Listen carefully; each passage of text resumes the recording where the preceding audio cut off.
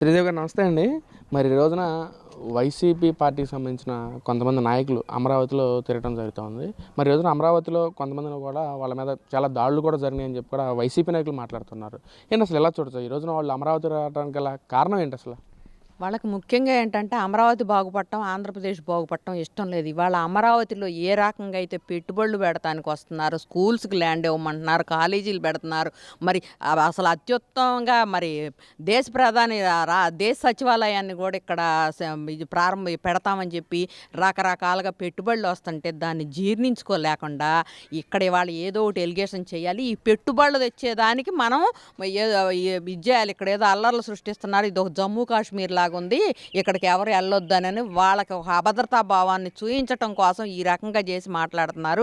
ఈ రకంగా వచ్చి రెచ్చగొడుతున్నారు. ముందుగా పేర్ని నాని గారికి ఒక కౌంటర్ ఏమయ్యాలంటే, అయ్యా మీ అన్న మేము మావి కనుక కట్టుబడి ఉండా అన్నావు, నిన్న నువ్వు ప్రెస్ మీట్లో చెప్పావు.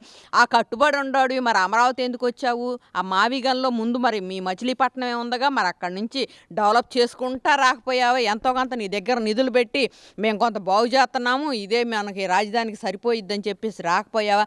అదంతా ఏం కాదు. ముందేందంటే ఇప్పుడు సాయి కృష్ణ కేసు అనేది ఒకటి ఎఫెక్ట్ కొట్టిందనమాట.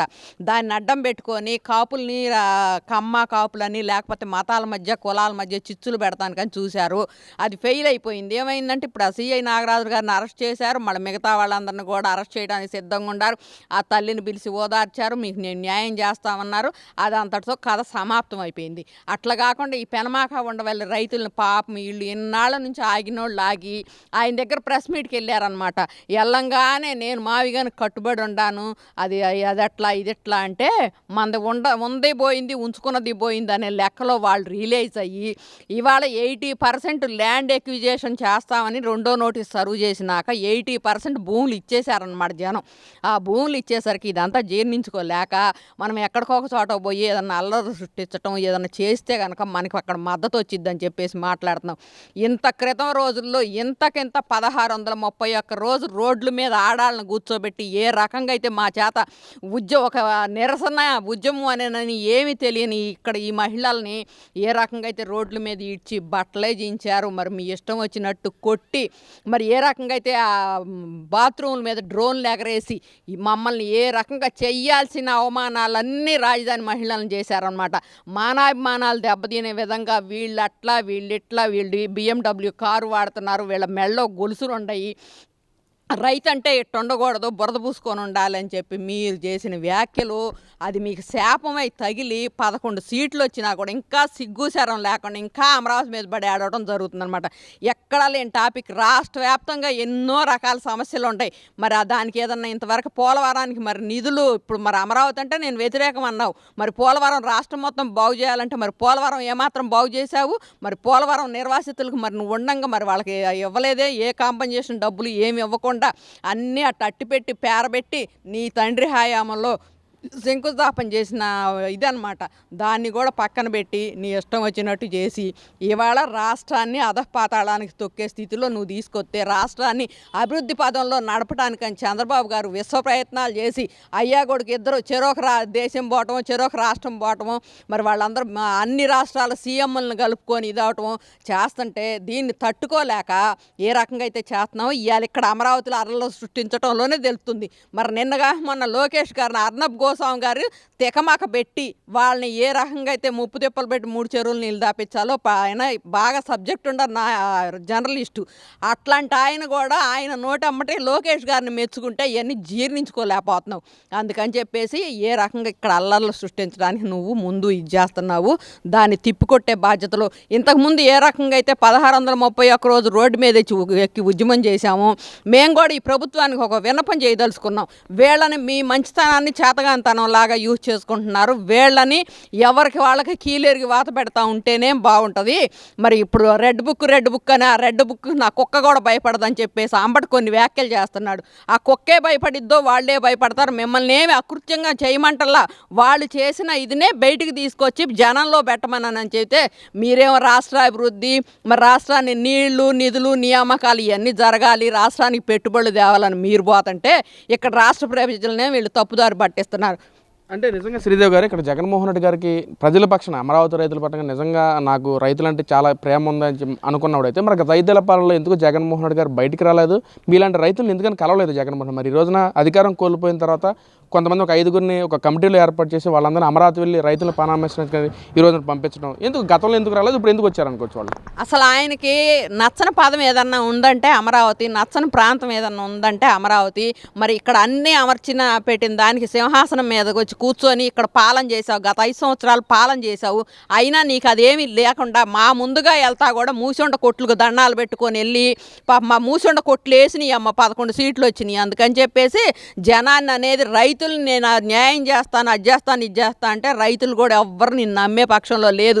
ఇవాళ ఆక్వా రంగానికి తీసుకుంటే మరి దానికి కరెంటు రూపాయిన్నర కరెంటు ఇవ్వటం కానీ, లేకపోతేనేమో మరి మేతకు తగ్గించడం, 4 రూపాయలు మేతకు తగ్గించడానికని ఒక సన్నాహాలు చేసి అందరినీ ఆదుకునే రకంగా రైతు పక్షపాతి అని చెప్పి అంటే చంద్రబాబు గారు అని అంటే అదేమి కాకుండా నాకు ఇవన్నీ ఏం పట్టవు, అమరావతి రైతుల మీద ఏ రకంగా జులుం చూయించాలో. ఇందాక పాపం కొంతమంది మాట్లాడుతున్నారు, ఈ డిఎస్పీ ఎగస్టాల్ చేస్తున్నా అంటే గత కాలంలో కూడా మరి శ్రీనివాసరెడ్డి అనే డిఎస్పీ మా మీద మహిళలను కూడా చూడకుండా ఓసే అనుకుంటా వాళ్ళు ఇష్టం వచ్చినట్టు మాట్లాడి ఏ రకంగా చేశారో వాళ్ళ మీద ఈవెన్ ఇప్పటికి కూడా ఎన్ని కేసులు ఉన్నాయో మరి మేము మరి మహిళా దినోత్సవానికి అని చెప్పి మేము పోతుంటే మమ్మల్ని ఏ రకంగా చీరలు లాగి, లేకపోతే మరి శైలజ గారిని ఏ రకంగా అయితే బ్యారేజ్ నుంచి దూకుతానని చెప్తే ఆమెను ఇది చేయటము, వాళ్ళు చేసిన అరాచకాలు అకృత్యాలు మామూలుగా లేవు.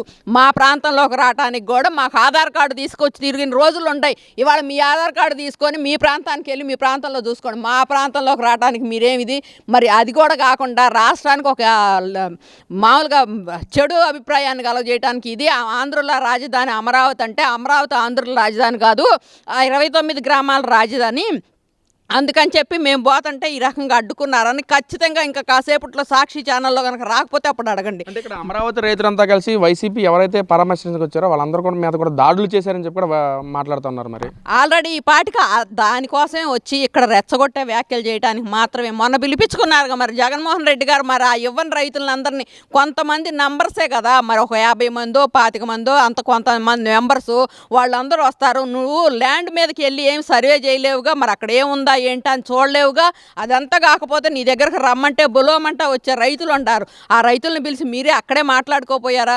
ఇక్కడ అల్లర్లు సృష్టించాలి, ఇక్కడ అనేది తప్పుడు అభిప్రాయాన్ని అనేది చేయాలి, వర్షాలు పడ్డా కానీ ఇక్కడ పనులు ఆగట్లేదని చెప్పి మన లోకేష్ గారు ఒక సవాల్ ఇసిరితే ఆ సవాల్ని స్వీకరించడానికి ఇది లేకుండా మీ ఇష్టం వచ్చినట్టు మాట్లాడటం, మీ ఇష్టం వచ్చినట్టు మరి ఇంతకుముందు పాపం అవినాష్ బుడమేరు వరదలు వచ్చిన టైంలో మరి ఏమాత్రం ఎంతమందిని పరామర్శించాడు, అక్కడ వాళ్ళని ఏం తెలియలా.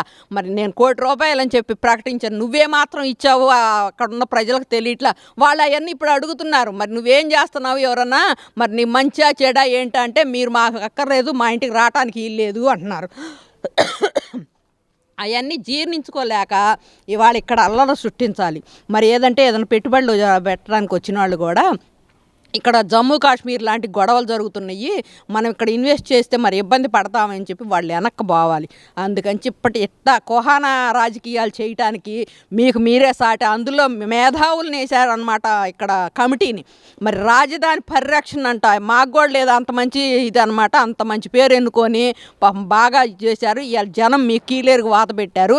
ఇంకా కూడా మేము కొంత 3 ఏళ్ల వరకే అవకాశం వచ్చింది, మాకు కూడా అవకాశం వస్తే మిమ్మల్ని తరికొడటానికి సిద్ధంగా ఉండం. అంటే శ్రీదేవి గారు ఇక్కడ ఏదైతే అమరావతి పరిరక్షణ కమిటీలు ఎవరైతే 5 సభ్యులు ఉన్నారో వాళ్ళంతా కూడా పరామర్శించడానికి వస్తుంటే అమరావతి రైతులందరూ మమ్మల్ని అడ్డగించేసి మా మీద దాడి చేశారని చెప్పి కూడా వాళ్ళు మాట్లాడుతున్నారు. ఏంటి ఎలా చూడొచ్చు? అందులో వైసీపీ పరామర్శించడానికి వచ్చే రైతులను పరామర్శించి అంత ఇది వాళ్ళ దగ్గర ఎవరు లేదు. కానీ మరి ఇంతకుముందు ఏదో పట్టాభి గారు ఏదో మాట్లాడినందుకు అవినాష్ గారు కొంతమందిని చూసి మరి పార్టీ ఆఫీస్ మీద దాడి చేయటానికి చెప్పానని వెళ్తే మరి ఆయన మరి ఇక్కడ రైతు సమస్యలు సాల్వ్ చేయడానికి వచ్చాడని ఎవ్వరు అనుకోరు. వాళ్ళు వాళ్ళు ఒక రౌడీ మోకలాగా చేసి మరి కొంతమంది అసలు ఇప్పుడు ఇవాళ కోడిగుడ్లు రాళ్ళు వేశారని చెప్పేసి వీళ్ళు వేశారని చెప్పి మాట్లాడుతున్నారు.